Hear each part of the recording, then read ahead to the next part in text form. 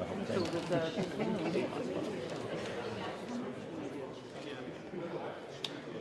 I get bored in that 2 minutes.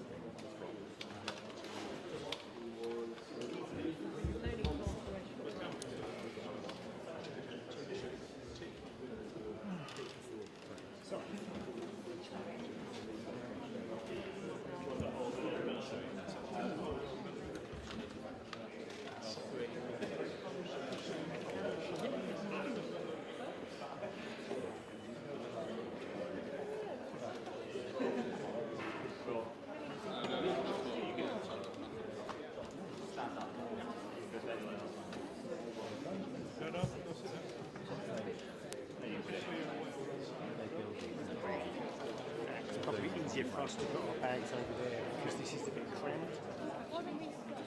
we take two. Oh, you're going to take these two? Yeah, if you want to sit down. And then that'll free us. Spend a few minutes, sit down, relax.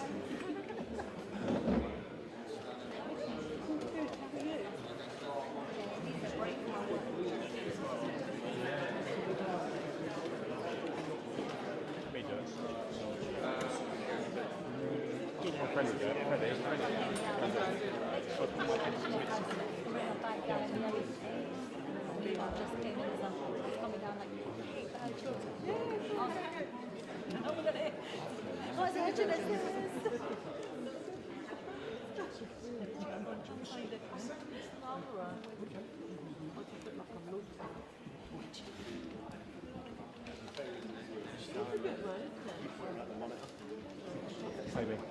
Light's nice. Light's good.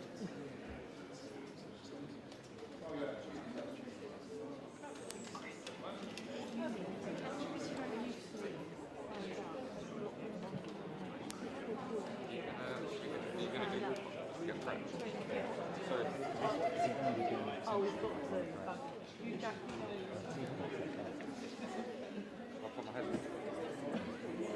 Ask Amelia for that. Yeah, that's clever.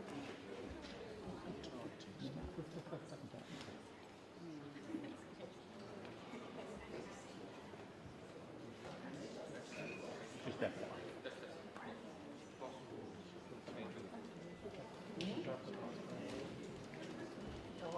The only issue you can put back to make sure you get out before I went on there.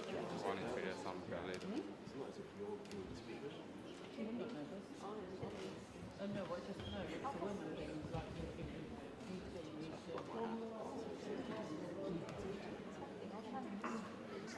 A lot of it's funny, 4 children like We just rotate it. Once you're done there, you can come in here. I'll go down there.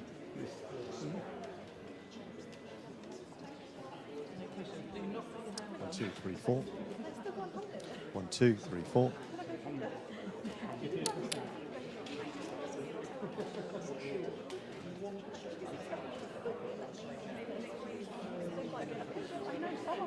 Yeah, it's been a bit of a mental year, I must say, in my arse. Yeah. It's been a bit more sleep. Say that to me on the way, because I just don't get it. There's like this, actually I do. There's this cartoon doctor that basically tells you like ways to watch different injuries and things like that. It's like, okay, so basically you've got this damage on. And it starts saying things like, it's in layman's, I'm like, I get this. Oh, now I got this. Yeah, it's like pregnancy. They explain it, it's like, actually I'm actually understanding it. If my teacher was to talk about it, I've been trying to do cool stuff the other couple of this week, trying to catch up. Yeah, I think it was someone like, She was down through this. that's actually someone like, Well, we're trying to say, I mean, they take them to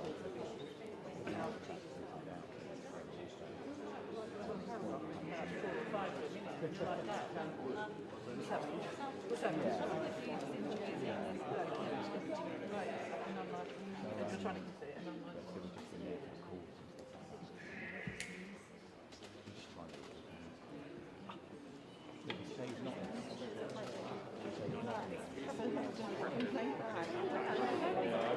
I'm getting really relaxed. That'd be too relaxed.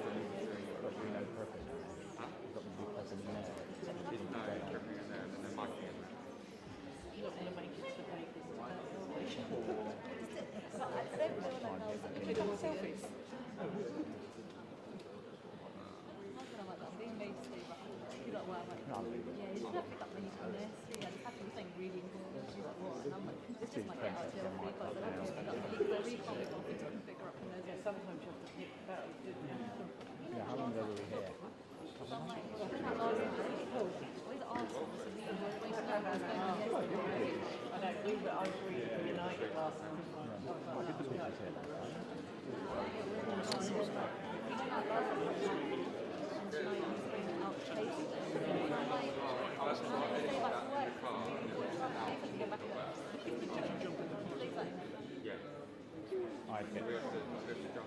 I'd give them a really true cash out to the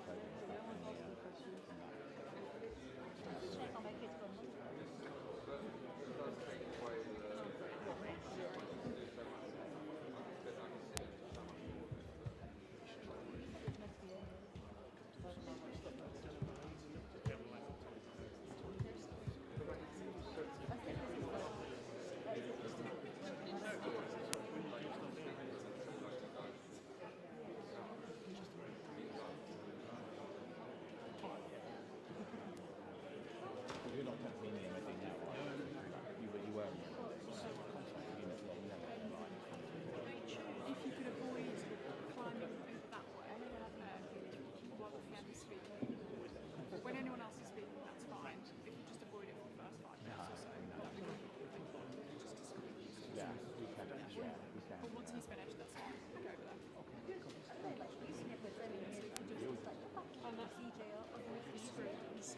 CJ updates when I was over in PJ. We don't even have to. I think we go sign out. Yeah, once that's finished.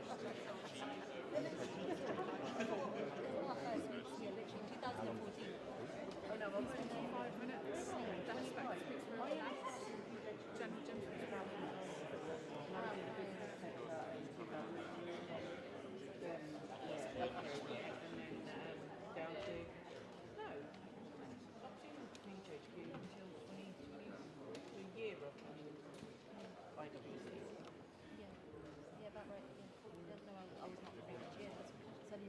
You put my lens down there.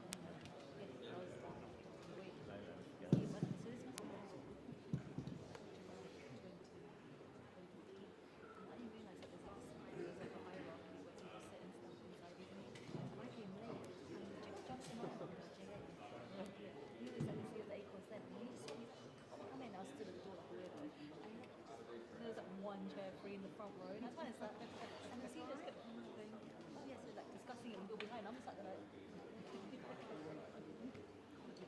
angry.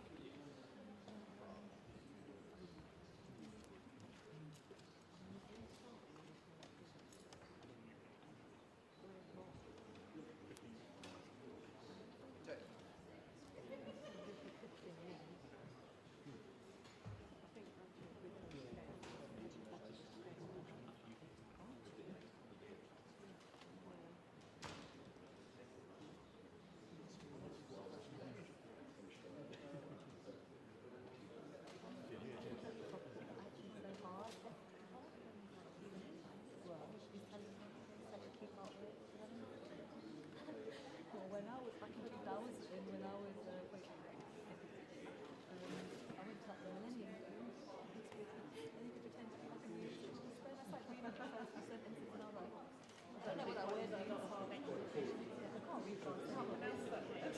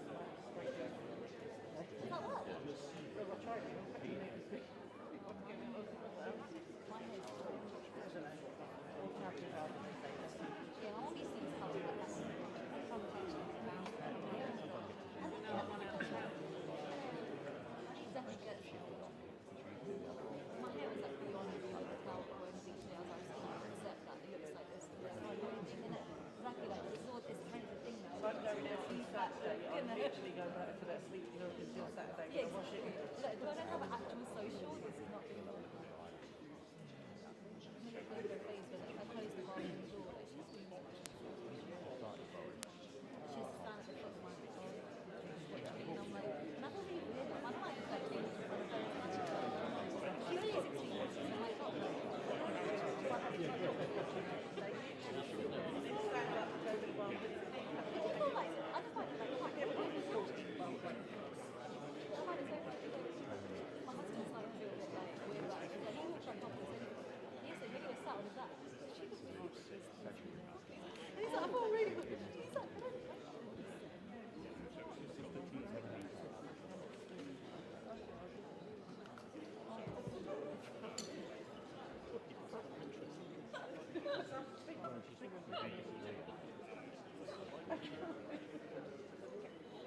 What do you say? Do that another voice. That's what he said, but they all know. His family just Quite rare. This dude asked really weird stuff.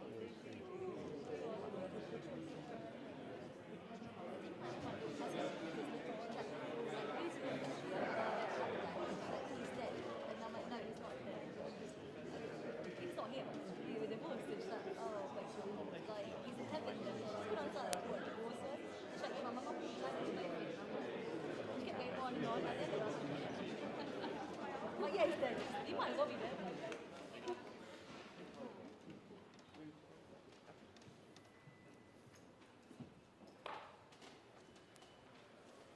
Good afternoon. A few moments ago, I signed a deal with the UK-US base on Diego Garcia.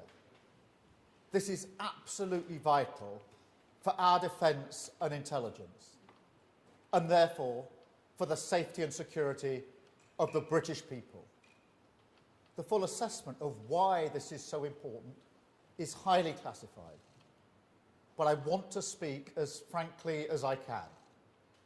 The strategic location of this base is of the utmost significance to Britain, from deploying aircraft to defeat terrorists in Iraq and Afghanistan, to anticipating threats in the Red Sea and the Indo-Pacific. The base is right at the foundation of our security and safety at home. It has helped us to disrupt threats to the UK, to support counter-terror operations against Islamic State, and to reduce the risk to brave British and American servicemen and servicewomen. The base will help protect the safe passage of our carrier strike group as it goes through the Middle East. It enables rapid deployment across the Middle East, East Africa, and South Asia. It helps combat some of the most challenging threats that we face, including from terrorism and hostile states. And its location creates a real military advantage across the Indo-Pacific. The base gives the UK and the US access to unique and vital capabilities which benefit us directly.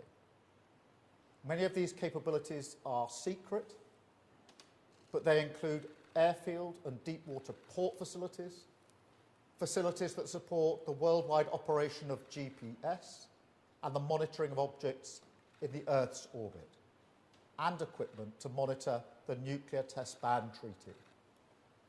The base is one of the most significant contributions that we make to our security relationship with the United States, which is critical for keeping Britain safe. Almost everything we do from the base is in partnership with the US. President Trump has welcomed the deal along with other allies because they see the strategic importance of this base and that we cannot cede the ground to others who would seek to do us harm. And let me be clear, we had to act now because the base was under threat. The courts have already made decisions which undermine our position. And if Mauritius took us to court again, which they certainly would have, the UK's long-standing legal view is that we would not have a realistic prospect of success and would likely face provisional measures orders within a matter of weeks. But this is not just about international law. It's about the operation of the base. Even if we choose to ignore judgments made against us, international organisations and other countries would act on them, and that would undermine the operation of the base, causing us to lose this unique capability. One example of this is the electromagnetic spectrum. Countries have the right to manage this spectrum as they wish within their borders, a right that's recognised in regulations and overseen in the International Telecommunication Union. The use of the spectrum is key to understand and anticipate those who seek to do us harm. If our right to control it is put into doubt, we would lose the first line of defence against other countries who wish to interfere and disrupt this capability, rendering it practically useless. In addition, if we did not agree this deal, the legal situation would mean that we would not be able to prevent China or any other nation setting up their own bases on the outer islands or carrying out joint exercises near our base. We would have to explain to you, the British people, and to our allies that we'd lost control of this vital asset. No responsible government could let that happen. So there's no alternative but to act in Britain's national interest. By agreeing to this deal now on our terms, we're securing strong protections, including from malign influence, that will allow the base to operate well into the next century, helping to keep us safe for generations to come. Now, other approaches to secure the base have been tried over the years, and they have failed. Boris Johnson failed in his efforts to endlessly delay. Liz Truss then started the negotiations. We inherited a negotiation in which the principle of giving up UK sovereignty had already been conceded by the previous Tory government. Our deal has concluded those negotiations in the national interest. Now, there's obviously a cost to maintaining such a valuable asset. We pay for other military bases. Allies like the US and France do the same. This cost is part and parcel of using Britain's global reach to keep us safe at home. And it will be less than the cost of running one aircraft carrier for a year. Today's agreement is the only way to maintain the base in the long term. There is no alternative. We will never gamble with national security. So we have acted to secure our national interest, to strengthen our national security, and to protect the British people for many years to come. Thank you. Now let me hand over to the Defence Secretary and then to General Hockenhull to say a few words. Defence Secretary. Thank you, Prime Minister. As the world becomes more dangerous, the Diego Garcia military base becomes more important. But I want to underline the urgency and uncertainty over the future control of this UK base. Within weeks, we faced new legal rulings which would weaken the UK's full operational sovereignty over this base. And within just a few years, this irreplaceable military and intelligence base would become inoperable. That's why we've taken action today. That's why the Prime Minister has signed this treaty today, securing this base for the next 99 years and beyond. Our allied nations are right behind us and behind this deal: the US, Australia, New Zealand, India, Canada. Others want to see this base closed. They want to see this deal collapse. China, Russia, Iran. The value of this deal is beyond doubt. Full control of Diego Garcia for the next 99 years and beyond. Full control and protection of the electromagnetic spectrum, that priceless intelligence, communications, sensors, radar. A strengthened buffer zone so we can control the seas and the skies immediately around Diego Garcia, and wider islands up to 100 miles, an effective veto over any developments or hostile activities. And with the base in jeopardy, no action was no option. And anyone who would argue to abandon this deal would abandon this base. So let me be clear. The British people and our British forces are safer today and into the future because of this deal. Thank you. Thank you. General Hockenhull, can I turn to you? Thank you, Prime Minister and Secretary of State. I think it's useful to add a military perspective here. The way we see this is very simple. Diego Garcia provides a vital capability to the armed forces, to our US allies, and for our shared contribution to global security.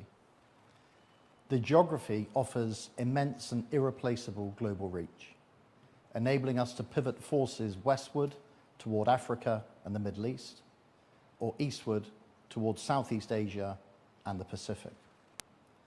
Added to that are the facilities on the base. A deep water port capable of hosting nuclear submarines and aircraft carriers, a runway capable of operating every type of military aircraft with the logistical support required for modern operations, and the satellite and communications infrastructure that the Prime Minister mentioned. It is a unique asset for Britain's defence and security. It gives us the ability to deploy a wide range of capabilities over a huge geography. Now, Diego Garcia proved its worth through the long years of counter-terrorism operations and proves its value today by supporting our ability to protect maritime trade. It will be of even greater strategic significance in the future. It helps keeps the United Kingdom safe and prosperous, and it allows us to work closely with our international partners. The use of Diego Garcia by US forces is a unique contribution to the military relationship between our two countries, and one that underlines the UK's commitment to burden sharing. Both our militaries will continue to benefit from our investment in these facilities for the years to come. Britain projects military power through such alliances and through assets like this base, which give us a global reach. I welcome the long-term certainty that this treaty brings. It will help the British Armed Forces in our efforts to support stability abroad and security at home. Thank you. Thank you very much. We'll now take some questions from the media. I've got Jonathan Beale from the BBC first, please. Jonathan. Thank you. I've got a big man voice. So first of all, if I could ask you, Prime Minister, two Chagos women went to the High Court to try to stop this today. They describe this as a very sad day. They say they do not want to hand their rights to Mauritius. What do you say to them? And then, isn't it time to level with the British taxpayer as to how much this is going to cost? I noticed you said it was going to cost the equivalent of the operational cost of an aircraft carrier. If you could actually spell that out, that would be helpful.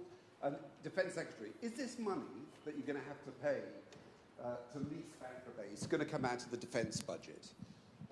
And you're not going to get a single bullet, an extra soldier, or even a shell for Ukraine in return for that. So just what's the value of that?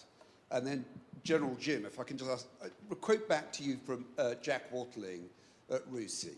The UK has ceded strategic ground when it did not have to and has got nothing in return. Thank you. Thank you very much.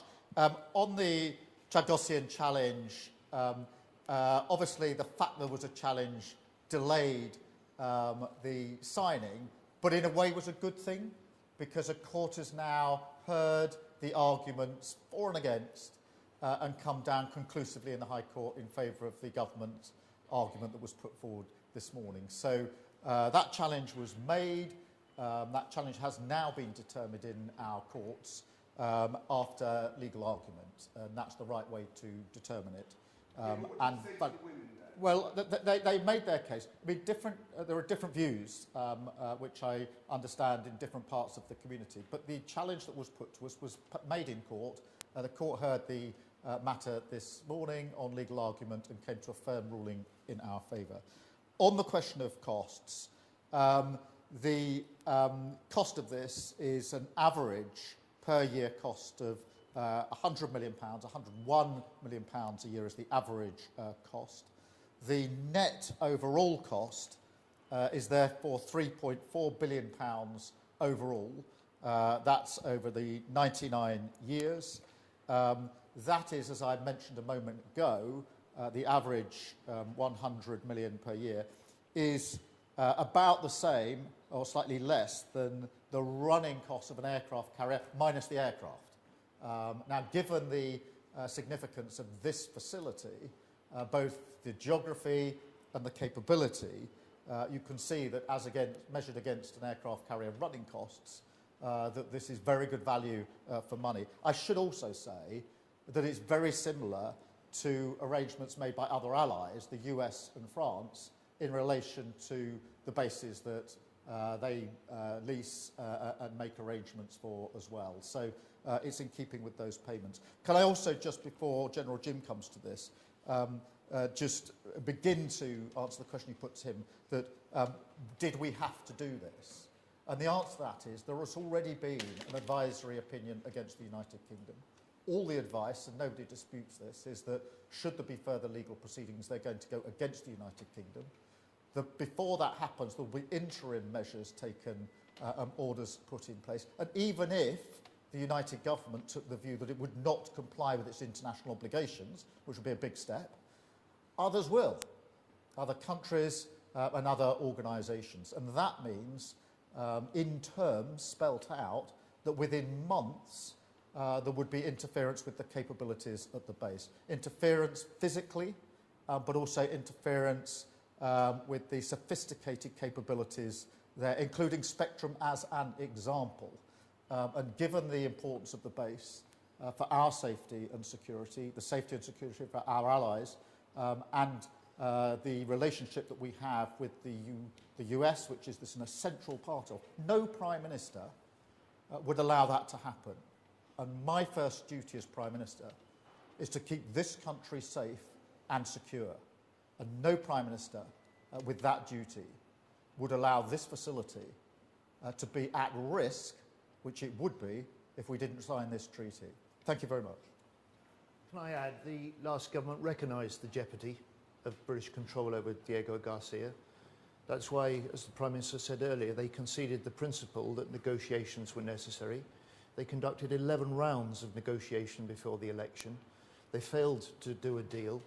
We picked up the challenge, we picked up the negotiations, we toughened the terms and the protections and the control that Britain can exercise through this treaty, and within 10 months we've landed this deal that the Prime Minister has signed today. Now, on the money, this is an essential investment in our national security.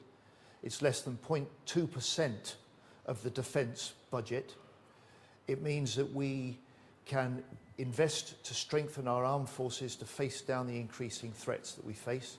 And I just say to you, as a result of this deal today and in the years ahead, our armed forces are safer and they're stronger because of what we do on Diego Garcia. And just before I pass to the General, can I just add on this question of why did you have to take this measure? It is worth reminding ourselves who is in favour of this treaty, this deal, and who's against it. In favour are all of our allies, the US, NATO, Five Eyes, India.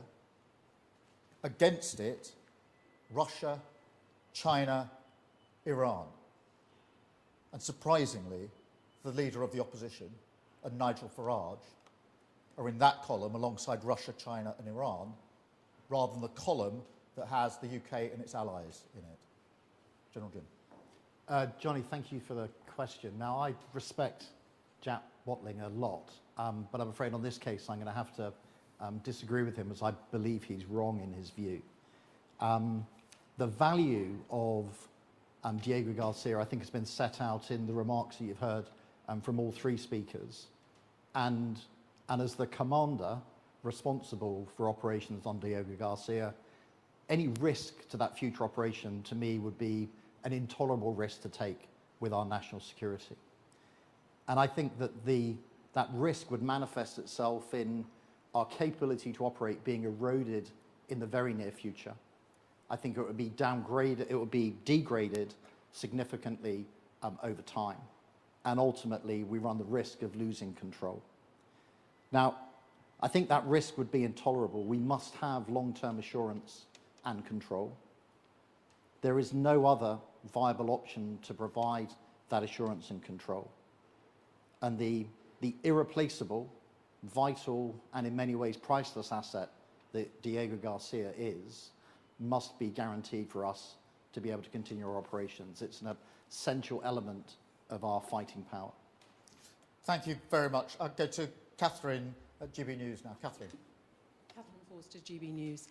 Prime Minister, what do you say to people who can't understand why you can find 100 million a year, billions over 99 years, but you can't find money to support people with disabilities?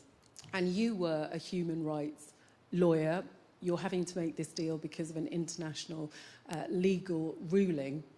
But the Chagosians that brought that case last night, that got that temporary injunction, feel that it breaches their human rights, and they're being treated just as shoddily as when the government booted them out of the Chagos Islands back in the 60s. What do you say to them? Well, let me take all three parts of that question. In answer to your first question, the answer is the first duty of a Prime Minister is to keep the country safe and secure. And this base is vital in that respect. Its location, its physical use, and its capability, including the spectrum capability. That capability has already had huge impact around the globe in relation to combating and defeating our adversaries.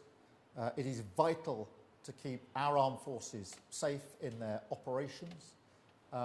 And it is, as I say, measured against other defence spend, it is year on year less than the cost of running an aircraft carrier minus the aircraft.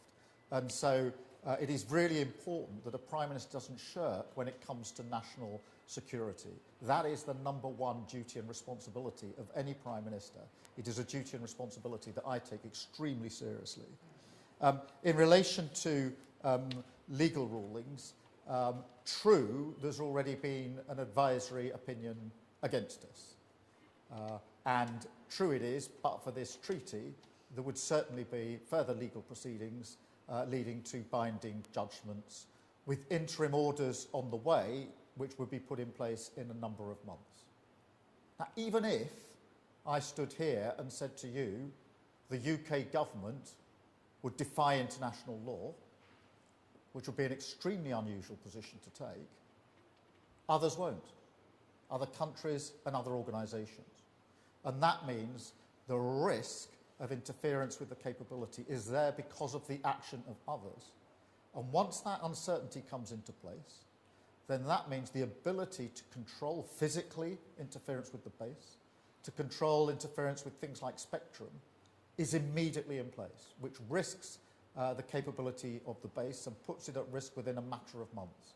Nobody knowing the capability of this base and the importance to us and to the Americans, nobody who's looked at this in any detail would ever put that capability at risk. So yes, there's an international law question here, but my decision is actually based on our national security and the action of others, and faced with advice that that capability would be lost in a short period of time because of legal uncertainty, and knowing how important the capability is, that's not a decision that I or any responsible Prime Minister would ever take. And anybody who argues the contrary, in my view, is not fit to be Prime Minister. On the question of the Chagosians, look, there are different views amongst the community, but there was a legal challenge, and that argument had to be made. And in a way, I'm glad it's made, because now it has been aired, now it has been heard, now it has been argued in court.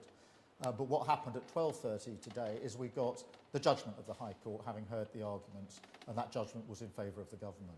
Thank you. I've got David Shepherd from the FT. Thank you, Prime Minister. David Shepherd from the Financial Times. Forgive me for asking a little bit more on the numbers around this. You've spoken of 101 million average over 99 years and a total cost of around 3.4 billion. A lot of the journalists here are asking, if you times 101 million, you get closer to 10 billion. Yeah, can I deal with that straight away? That is the net cost, and the reason it's put in those terms is because that is how the government accounts for it, it's how the OBR counts the cost, and it's the way public sector projects are measured. In other words, what's the net cost today? And that is £3.4 billion. Obviously, over time, with inflation, then that is the net cost. But this isn't a way of presenting it for the purposes of this particular project. That is the way that governments present an account for public sector projects, is the way the OBR takes account of them when they're doing their assessments. And whether it's defence and, in fact, nuclear, that net cost is the cost that's used, which is why the figures are presented in that way. The 101 million is the average rolling over the period of the lease, which is 99 years, extendable by 40 extra years. Having got the maths out of the way, can I ask my actual question? Given the vital importance of this base, not just to the UK, but to our allies, will we be asking allies like the United States to make additional contributions towards the payment for the base? Yeah, let me deal with that directly, because this is a capability that is of vital use to both the UK and the US. And we obviously have, in relation to the US, a special relationship on defence and security and intelligence sharing. No two countries share intelligence in the way that the UK and the US does. In relation to this base, which we both make huge use of, we are paying under this treaty in the way I've just set out. The US is paying the running costs of the base, which are much greater than the cost that we are bearing. And therefore, there are different contributions to different aspects, if you like. We are paying under the treaty in the way that's set out. The US are paying the running costs of the base, which are far greater than the cost that we are bearing. Together, there is obviously that shared interest in the base, a vital capability for both of us. Thank you very much. And I've got Claire Sadler from BFBS. Hi. What would you say to UK military personnel who are either stationed there or passing through there, who might be concerned about the change in the dynamics in the region? And also, what guarantees are there that any military operations are going to be able to continue totally uninterrupted? Well, the message would be, whether it's merchant personality or any other personnel, is you are safer now as a result of this treaty, because the uncertainty would have led to a potential compromise of this facility. So it is really important. In terms of military personnel, this base, this facility, has been used to protect our forces many times over. And by securing this treaty, this deal, it is now fully in place to protect them for 100 years, generations, with an option to add another 40 years to that. And as the Defence Secretary set out, not only the base, but the outer islands come under this treaty, and an ability to control what happens up to 100 nautical miles from the base. So in terms of the protection of our military, our armed forces, our service personnel, this ensures that they have the maximum protection wherever they may be, in just the same way as we had before. And that is amongst the reasons that was uppermost in my mind when I took the decision that I did, that this was vital for our national security. Thank you all very much. Thank you.